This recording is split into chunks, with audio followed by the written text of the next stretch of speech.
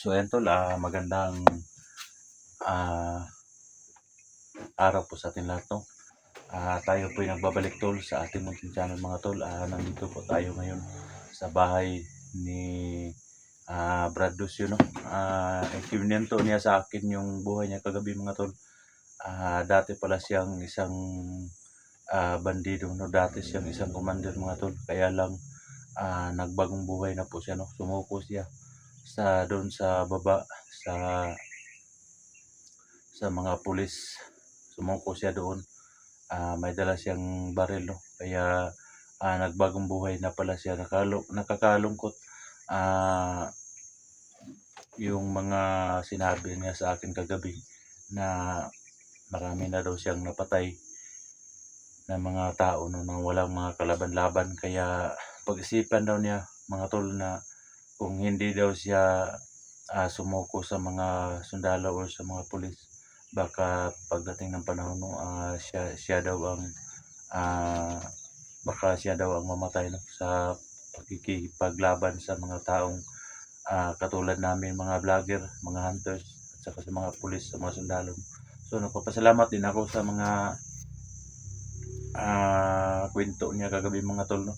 Nakakaiyak yung kwento niya kagabi mga tol, na yung asawa niya mga tol noon iniwanan pala siya, no? Kasi hindi papayag yung asawa niya na magiging isang bandido na siya, no? Kaya salamat din ako sa kanya na lagyan niya ng dahon, mga dahon-dahon itong sugat, ano.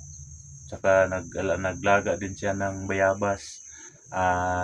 Pinunasan niya yung sugat, kaya hindi na masyadong masakit yung sugat ko. Sana lang makababa kami na ligtas para mapatingin po ko ito sa doktor. So ayan, bababa na siguro ako mga tol. Papasalamat din ako sa kanila kasi tinutulungan nila tayo, no? Yung asawa niya mga tol, ayaw niyang pumayag na makita siya sa camera. Napakaganda yung asawa niya mga tol. So ayan yung asawa niya tol, oh. Saka si Brad Lucio tol. Isa pala tong dating commander tol. Kasabahan pala to ni Commander Kukoy dati. Pila mo katuig nag-uban ni Juan Brad ni Commander Kukoy sa tulo ka tuig yun nagsabay niya Juan bandido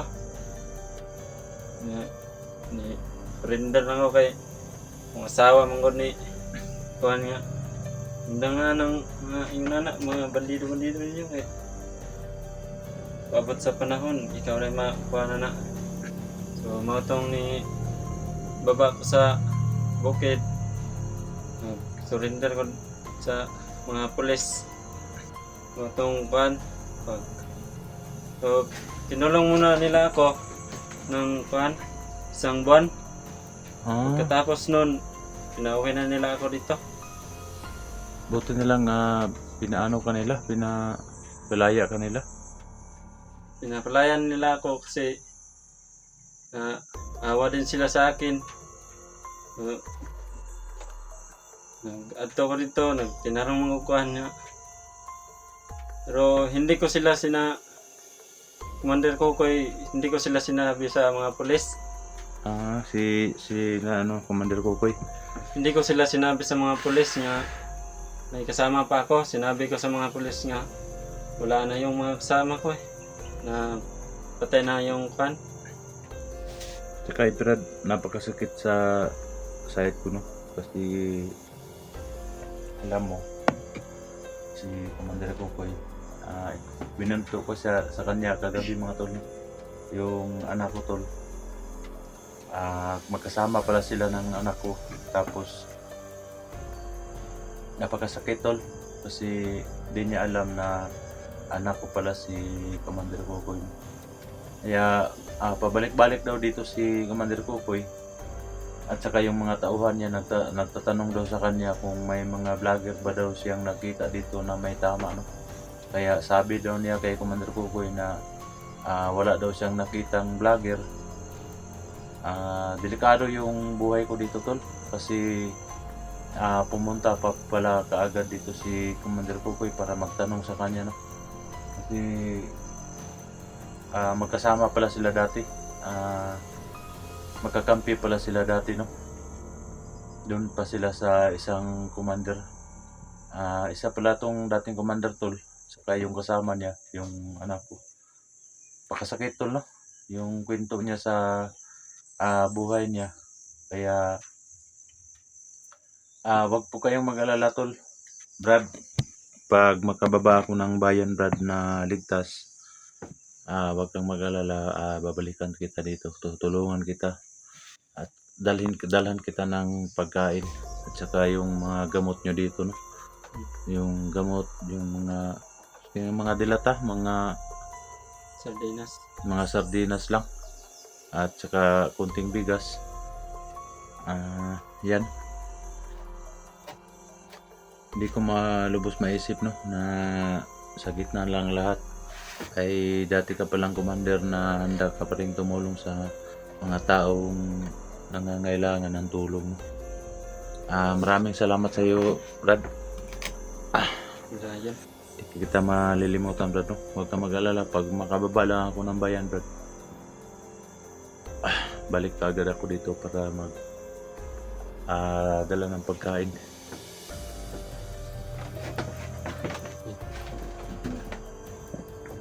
So ayan, tol, pababa na ako, tol, no? Hindi lang, Brad, kunin lang ako. Ito pala yung asawa niya, tol. Napakagandang asawa, no? Yung asawa, yung silang dalawa yung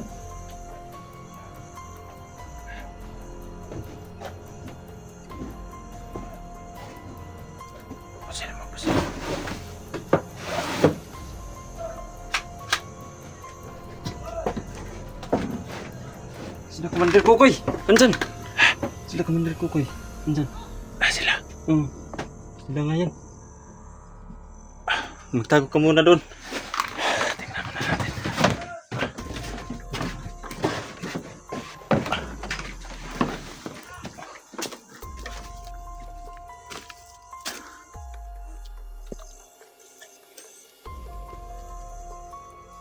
Commander Kukoy nga.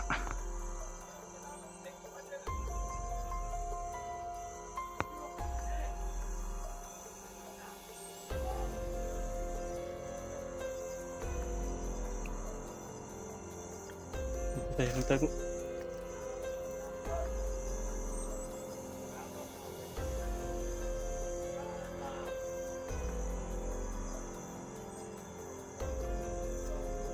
May mga tauhan siyang kasama.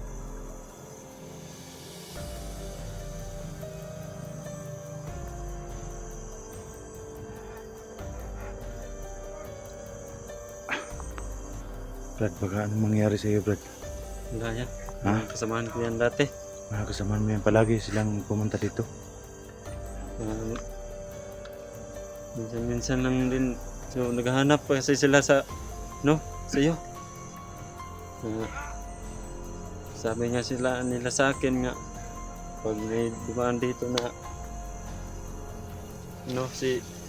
yung Dax daw yung pangalan. Ako yung ninanap nila. Dax daw yun. Sabi nila na, tawagan niyo ako. Commander Lucio, tawagan niyo ako pag dumating dito si Dax.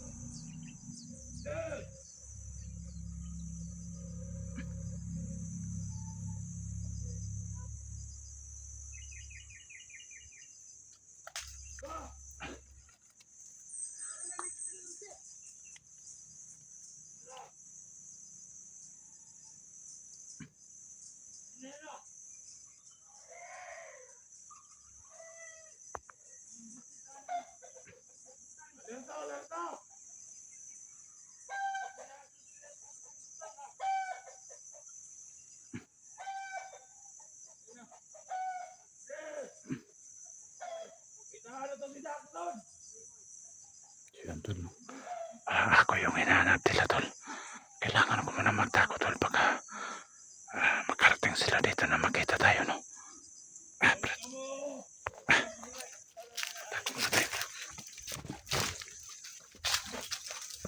bahala ka sa kanila. Huwag ka magsabi na nandito ako. Dito tayo.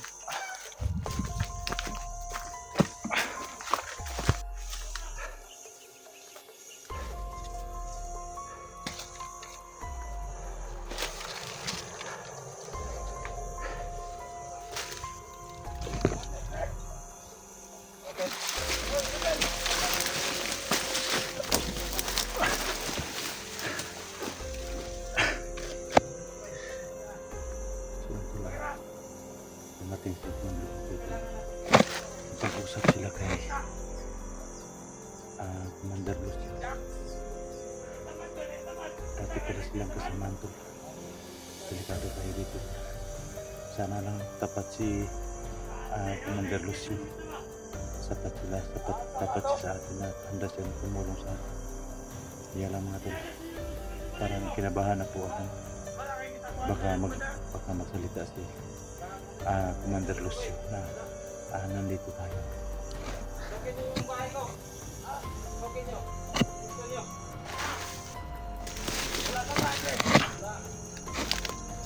So ayan tol, nag-uusap na siya.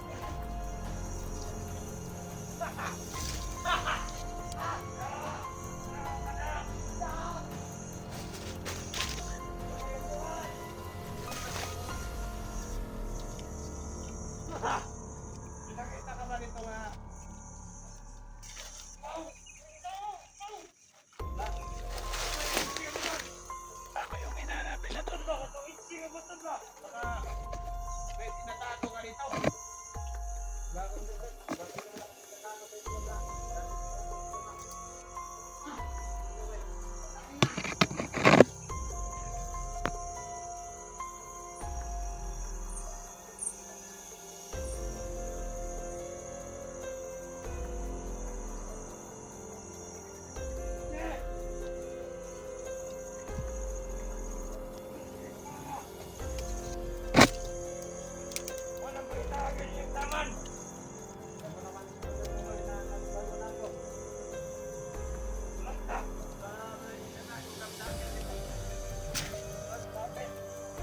Inimbestigahan nila si Commander Lucio.